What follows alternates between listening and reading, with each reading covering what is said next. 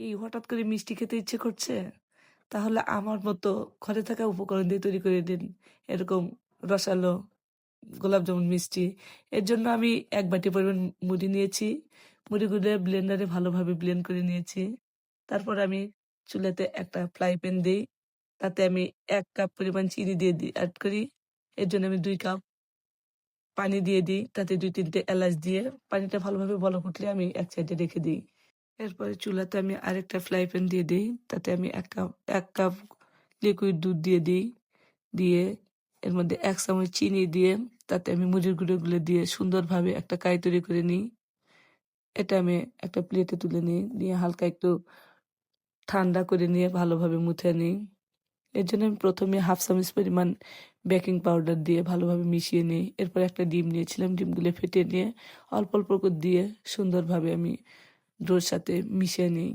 এই কাজটা আপনার সময় নিয়ে করতে হবে। খুব ভালোভাবে মিশাতে হবে। না হলে মিষ্টিটা সুন্দর হবে না। এটা যত সুন্দরভাবে মিশাতে পারবেন তত ভালো মিষ্টি তৈরি হবে।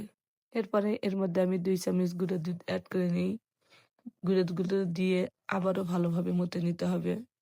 খুব সুন্দরভাবে মিশাতে হবে যাতে সবগুলো গুঁড়ো দুধের সাথে ভালোভাবে মিশে যায়, কোনো লাম্পস না থাকে।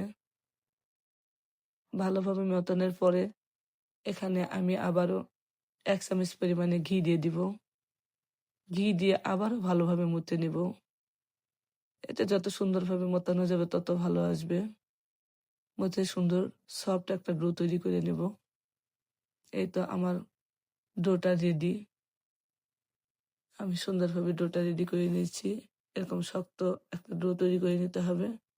এরপরে আমি এই ডো থেকে ছোট, ছোট আকারে লিচি কেটে নিই। লেচি কেটে নিয়ে হাত দিয়ে ১ম এ এরকম চেপে, চেপে নিব যাতে লাম্পস তৈরি না হয়। তারপরে এরকম হাত দিয়ে ঘুরিয়ে, ঘুরিয়ে গোল, গোল করে মিষ্টি তৈরি করে নেব।